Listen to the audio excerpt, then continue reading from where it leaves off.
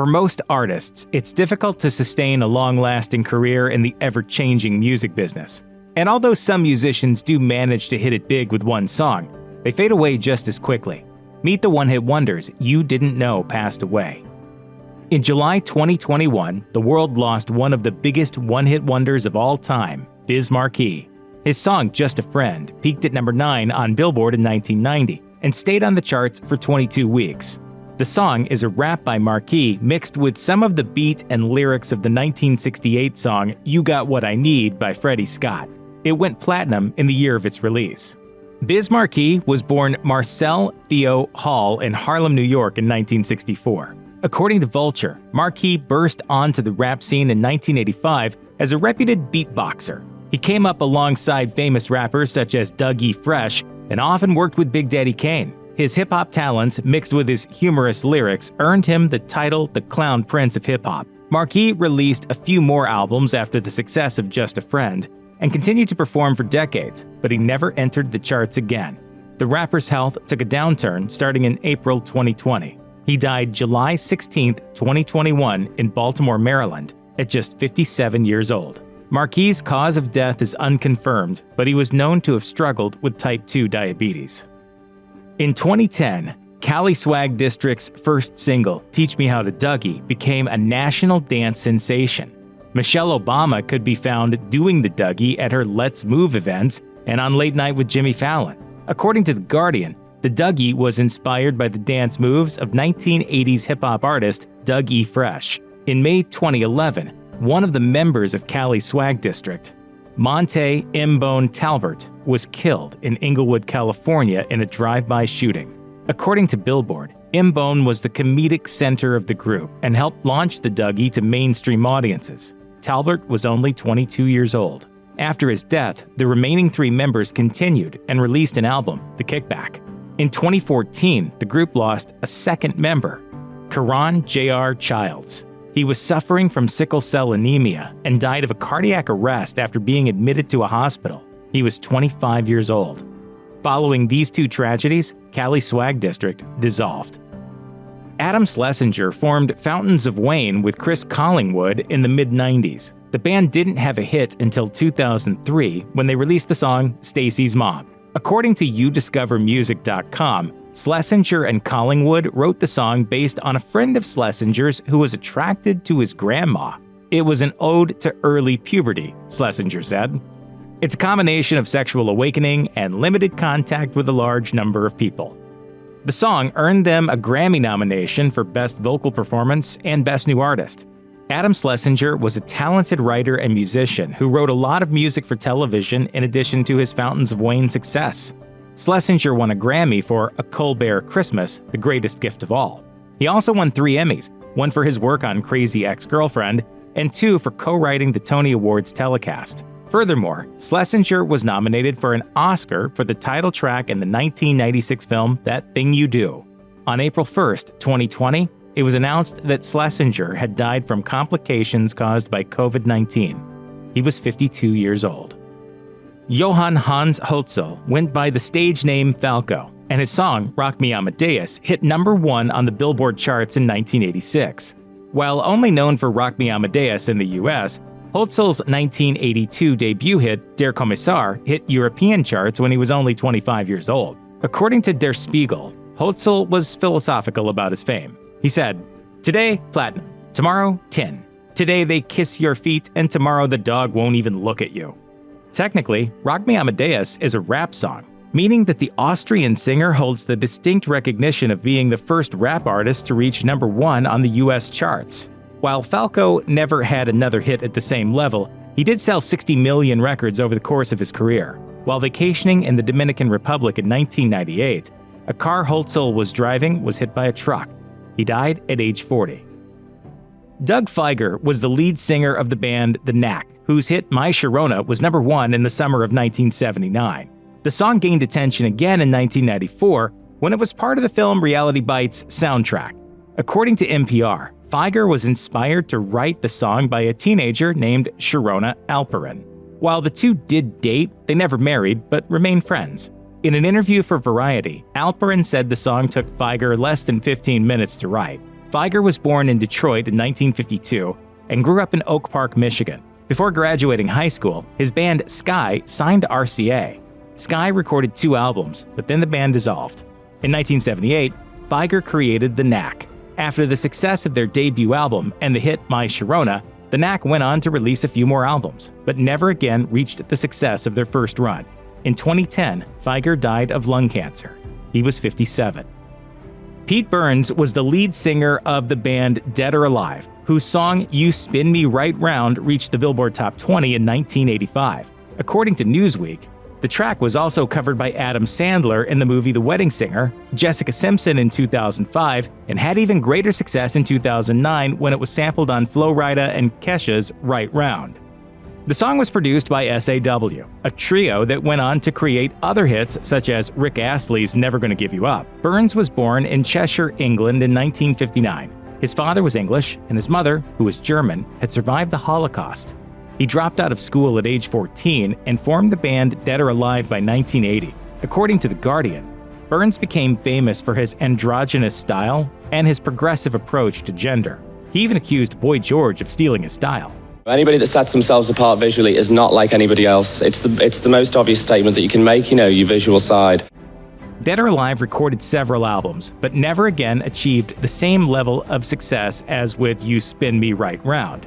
Burns remained in the limelight through appearances on reality shows, including Big Brother and Celebrity Wife Swap, and was a well-known figure in the UK. According to the BBC, Burns died of a cardiac arrest in 2016. He was 57 years old. Minnie Riperton is most famous for her song Lovin' You, which was released in 1974. The song is a high-pitched lullaby that was originally created for Riperton's daughter, Maya Rudolph. Yes, the well-known comedian from Saturday Night Live and Bridesmaids. I didn't really put together that Lovin' You is for me and my brother. Lovin' You has been featured in commercials for large companies such as Burger King and Visa. It has also been used in films such as Vegas Vacation and The Nutty Professor. Riperton was born in Chicago in 1947 and studied music, drama, and dance as a young girl. Before graduating high school, she joined a band called The Gems, which signed with Chicago's Chess Records. She also performed backup vocals for the Dells and Etta James. In the late 60s, she partnered with her husband, Richard Rudolph, a prolific composer. Because she had worked as a backup singer for Stevie Wonder, the legendary musician agreed to help her produce her album Perfect Angel, which featured the song Lovin' You. Riperton's fame grew slowly, but soon she was doing appearances on American Bandstand and Soul Train. Just as she was offered the opportunity to release another album, she was diagnosed with breast cancer. She continued to perform for live audiences until her death in 1979. She was just 31. Pauly Fuemana was the lead singer of OMC, whose song How Bizarre was #1 on the US Billboard charts in 1997 and stayed on the charts for 32 weeks. OMC stood for Otara Millionaires Club, in homage to the neighborhood where Fuemana grew up in Auckland, New Zealand. According to The Guardian, Otara was one of New Zealand's poorest communities, hence the irony of the name. Fuemana was born to a Maori mother and a Niuean father and spoke Niuean first. He reportedly had a rough childhood, joining gangs and later spending time in youth prison. Then, success came at him fast, and he did not handle it well. He was sued by his producer for royalties and by 2006 had declared bankruptcy. Fuemana continued to work at building his music career, but never reached the success of How Bizarre again. It was a good ride while it lasted, and I got to see the world. I really got to see the world. In 2010, Fuemana died of a rare autoimmune disorder. He was 40 years old and left behind his wife and 6 children. According to youdiscovermusic.com, the hit continues to be popular. It reports that more than 100,000 TikTok videos incorporate the song's lyrics and that the How Bizarre hashtag has generated more than 1.4 billion views.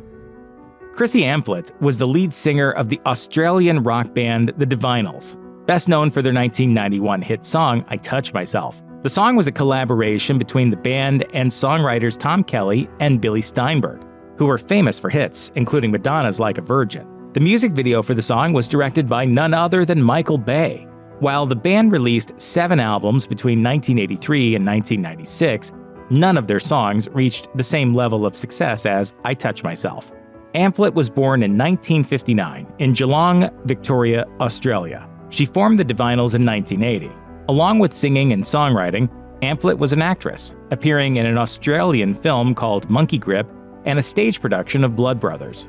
In the late 90s, Amphlett left the band to pursue acting further. She was diagnosed with multiple sclerosis in 2006 and breast cancer in 2010.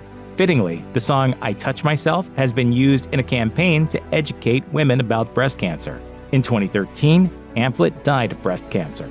She was 53 years old.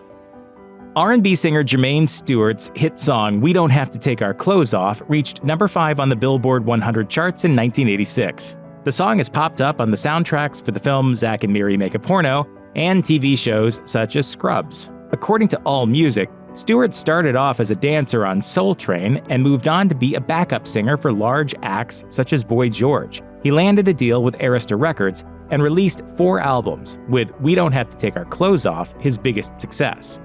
Stewart was born in Columbus, Ohio, but his family moved to Chicago when he was still young. He died in 1997 of liver cancer caused by AIDS, according to a book written by AIDS advocate Dr. Terry Easley. Jermaine Stewart was only 39 years old. Not to be confused with the Bon Jovi song released in 2000, It's My Life was written and sung by Mark Hollis in 1983. No Doubt also covered it in 2003. It's My Life initially entered the charts in 1984, and it was the first and last hit for the band Talk Talk. The band was formed in 1981 in London by Hollis. Shortly after, it signed with EMI and began touring with Duran Duran. After the success of It's My Life, the band decided to change its sound, which made them less commercial, but nevertheless they continued to work together until they released their final album in 1991. Hollis was born in Tottenham, England in 1955. He was heavily influenced by his older brother Ed, who was a music producer. After Talk Talk released its last album, Hollis dropped out of public life to focus on his family. He later released a solo album and was commissioned to do the music for the TV show Boss in 2012. But other than that, he flew under the radar until his death in 2019. Per NPR, Hollis's manager stated that the musician died due to a short illness from which he never recovered. The style and genius of Mark Hollis has been credited as the inspiration for many bands, including Radiohead. I Just Died in Your Arms was a #1 Billboard hit in 1987 for the band Cutting Crew.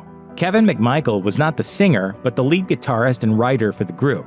I Just Died in Your Arms earned the band a Grammy nomination for Best New Artist, and Cutting Crew released a few more albums after their debut success, but failed to enter the charts again. They ultimately disbanded in 1993. MacMichael was born in New Brunswick, Canada in 1951. He started playing guitar in high school and learned hundreds of Beatles songs. He formed Cutting Crew with Nick Van Eede, the band's lead singer, in 1985. When MacMichael left the group, he went on to work with Robert Plant as a guitarist and writer. In 2002, MacMichael was diagnosed with lung cancer. He died later that year at the age of 51. It's hard to call Dan Hartman a one-hit wonder because he wrote many great songs, but he is only known for singing one. Aside from writing and performing I Can Dream About You, which peaked at number 6 in 1984, he wrote and produced James Brown's Living in America, which made it to number 4. Hartman also wrote Living in America for Rocky IV, which earned Hartman a Grammy nomination. According to Songfacts, I Can Dream About You was initially written for the film Streets of Fire. It was sung by a fictional group, the Sorrels, and the vocals were provided by Winston Ford. It is Hartman's voice on the soundtrack and the single released that same year. Hartman was born in Harrisburg, Pennsylvania in 1950. According to DanHartman.com, he began playing piano at age 7 and by 13 was writing songs for his brother's band, The Legends.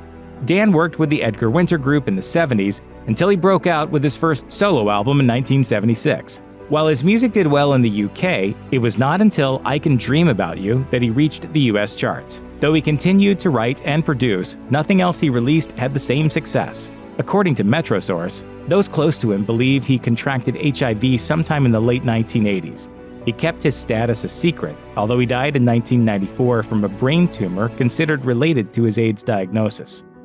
Shannon Hoon was the long-haired 20-something lead singer for the band Blind Melon. The group's hit song No Rain invaded the public's consciousness in 1993. Released in MTV's Glory Days, lots of people remember it from watching the video. It featured a young girl tap dancing in a bee costume on stage and then wandering around Los Angeles looking for applause until she finds a field full of bee people just like her. Hoon was born in Lafayette, Indiana, the same hometown as Axl Rose, in 1967. The Blind Melon frontman sang backing vocals on several Guns N' Roses tracks and also shared lead vocals with Rose on the song Don't Cry. He invited me to come down to the studio to see what it was like to watch an album be recorded. At the same time, Hoon was working with Blind Melon, which formed in 1990. In 1995, Hoon was found dead from a cocaine overdose on his tour bus in New Orleans. His daughter, Nico Blue, had been born only 3 months prior. Blind Melon had just released its second album, Soup, and Hoon had just turned 28 a month before. Rob Pilatus was one half of the infamous duo Milli Vanilli, along with Fab Morvan. The act rose to fame with the hit song Girl You Know It's True in 1989. That same year, while performing a concert in Connecticut, the song that they were mouthing along to skipped. Pilatus told Biography, "I knew right then and there it was the beginning of the end for Milli Vanilli." It took the rest of the world a bit longer, but a year later it became widely known that Milli Vanilli was lip-syncing and not the true artists behind the hit. Girl You Know It's True was not even a new song. It was first released by the band Newmarks. Music producer Frank Farian reportedly heard the track and knew he could make it better. He remixed the song with new vocals and hired Pilatus and Morvan to be the frontmen. When the news that the performers were not the same artists who recorded their album broke, Pilatus and Morvan were stripped of their Grammys and ostracized. Though the two tried to make a comeback on an album of their own, they were never able to reach the level of success made with Milli Vanilli. Money is not that important. For me, really it's important just to find my happiness, my inner peace. And I can't do this with money. Pilatus died in 1998 of a suspected drug overdose. He was just 33 years old. Stuart Adamson was the lead singer of the band Big Country, best known for their hit song, In a Big Country. The song made it to the US Billboard charts in 1983. According to Songfacts, Adamson said of the song, the lyrical idea was about having hope, a sense of self in times of trouble. Big Country was nominated for 2 Grammys, for Best New Artist and for Best Rock Performance by a duo or group for their song In a Big Country. Born in 1958 in Manchester, England, but raised in Dunfermline, Scotland, Adamson began singing in the punk band The Skids in his teens. He formed Big Country in the 1980s, and according to The Guardian, the band once competed with U2 as contenders for the Celtic rock crown. Big Country continued to make records and perform until 2000, when Adamson decided to leave the group. They never had another hit in the US. Adamson moved to Nashville to start an alternative country band called the Raphaels. In 2001, it was reported that Adamson had taken his own life in Honolulu, Hawaii. He was 43 years old. If you or anyone you know is having suicidal thoughts, please call the National Suicide Prevention Lifeline at 1-800-273-TALK, 1-800-273-8255.